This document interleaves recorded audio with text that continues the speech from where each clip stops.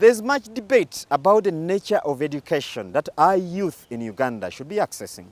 There are those that are pushing for the traditional theoretical education up to university and more. And then there are those that are looking at things the vocation way. Well, our next entrepreneur qualifies the case for vocation education.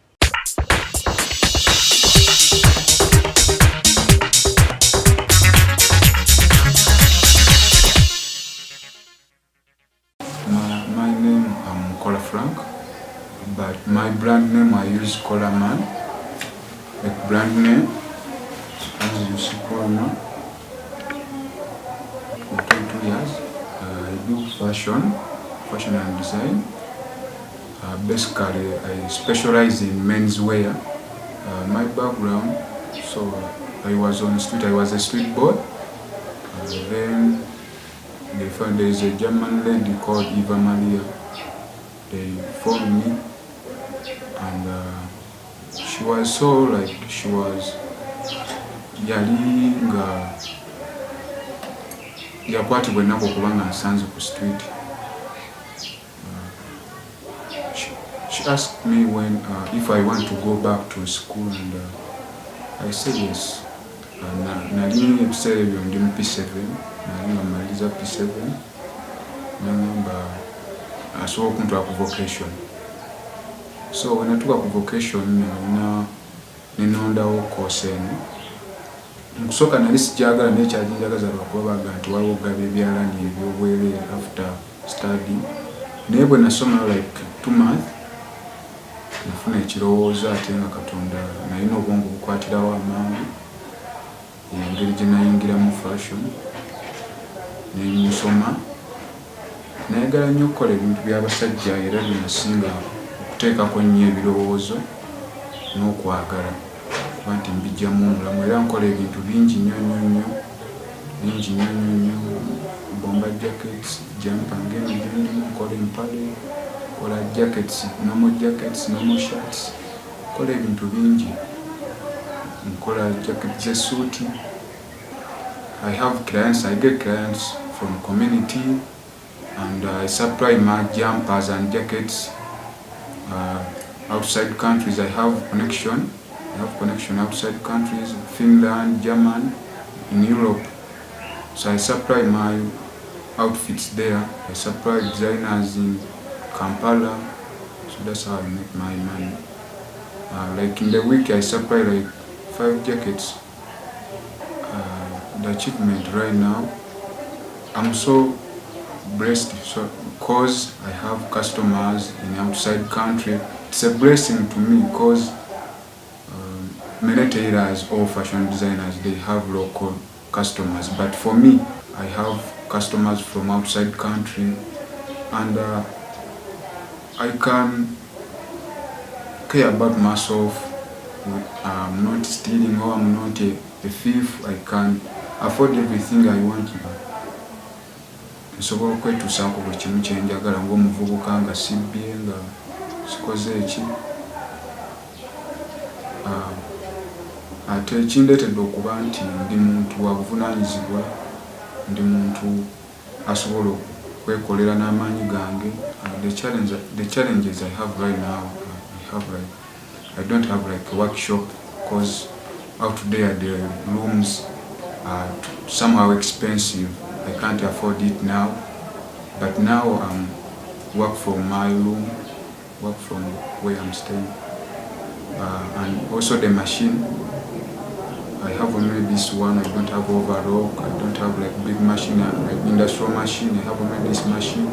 So it is slow somehow. I can't like work faster like the way I want.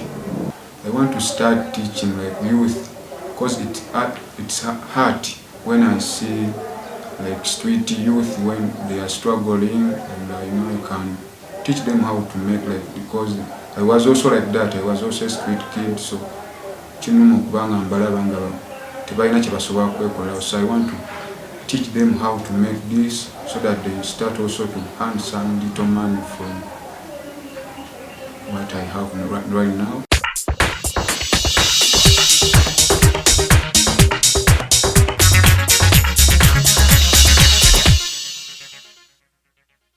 Coffee is an important commodity to this country, but many a time our discussion is limited to the farm. Today, we want to take the discussion a little higher and look at what happens before that cup is brought to your table.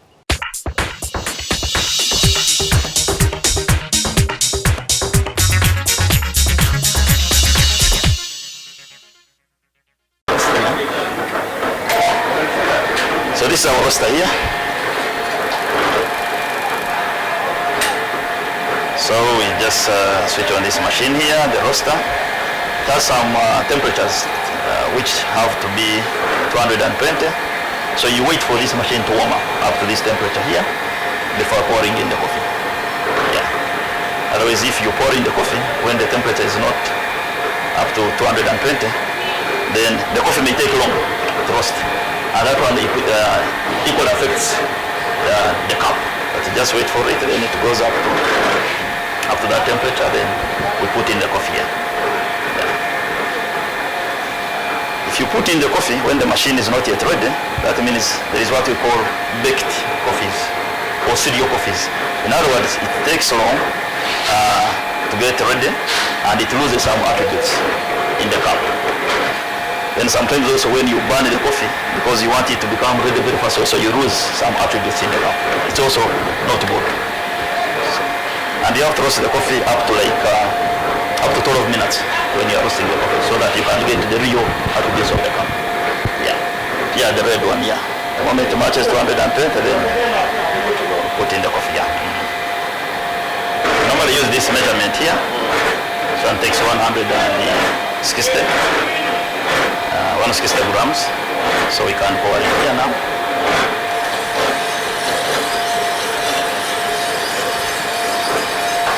And after pouring in, now the temperature will start going down. Thereafter, when it's going to get ready, temperatures also they raise up now. Yeah. This one takes at the standard level should be 12 minutes. 12 minutes, yeah. That's why I told you when you put in when the machine is not yet ready, then it can go to like 30 minutes or 25 minutes, and of which now it will be spoiling the coffee. As it's changing the color now. The heat regulators, there is like, if you push inside, it will be putting like a lot of, it will be increasing the heat. So as you pour out, 15 to 16, and the coffee will be ready.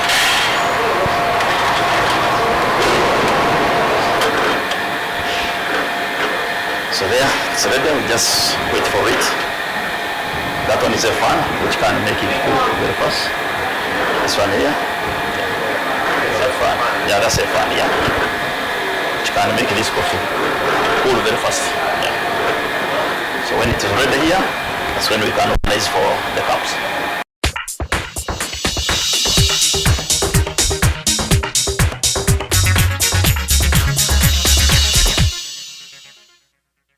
Artificial intelligence is the new thing in business today. Not just business, but even other aspects of our lives. Well, how far this will go in impacting and transforming lives or all aspects of society is the focus of this segment.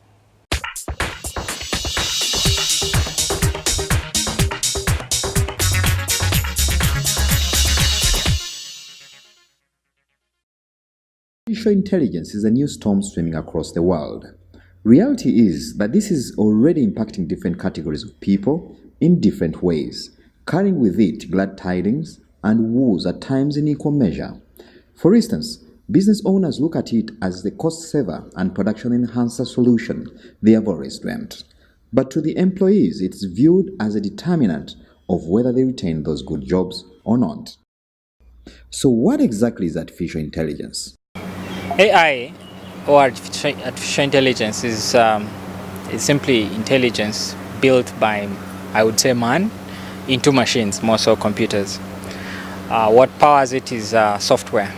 Software is some tools put together by good mathematicians, engineers, to build sequence of series to try and get a machine or a computer to do tasks a human being would do. AI, as I tried to explain, is simply mimicking what humans do in real time and much faster. It's just that. Understanding how far artificial intelligence has gone into influencing day-to-day life and how businesses are run is of paramount importance at this point in time. Technology or the software out there, the likes of Alexa from Amazon or Google Home from Google, that simply manages your home for you by simply speaking. Now that is speech AI.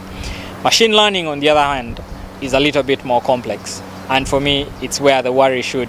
Because if a machine knows how you work, how you operate, how you understand, and over time it understands your pattern and all that, oh, that worries me because I do not know what it might do next. I see you remain suspicious of me, Detective. You know what they say about old dogs? Not really. Let's take an example of things around us where artificial intelligence manifests when probably not so many are paying attention. AI is categorized in two forms. There is the weak one and the strong one. Now, the weak one is what you see on your phones when you ask Siri, for people who own Apple phones, when you ask Siri, can you find me direction? What's the weather like today? Can you call me a friend? You know you can do that on your phone now. Or when you ask Google, you simply don't need to type, but you can do that. Now, that's the weak AI. But the future of AI for me is machine learning. Point where the machine can actually learn and understand how the human behavior or how the humans do their things, and they become more like humans. Which begs the question whether the different stakeholders are ready for this new revolution. To begin with the small SMEs, I do not think SMEs and even the big businesses here are actually in the AI or are looking at AI technology or artificial intelligence. What should a country like Uganda, or in specific terms the business community, do to make the best of this new development? Big businesses like Amazon, Google did not wake up one morning and became big. They adapted. They understood what they needed to do to have an edge in the market. They understood the benefits of AI. They understood what AI can do for them in terms of money, in terms of efficiency, in terms of time. All this impacts on the growth of a business. For example, Amazon had to put up a competition to build the best algorithm that an AI can use to move its goods within its warehouses, and how fast that could be to eliminate the entire process flow and to eliminate the manual process flow that existed at the time. So universities, students came up with solutions and they had to select one. Now, big businesses need to look for solutions like that in order to survive. Today, it's no longer a question of when, because artificial intelligence is already here with us.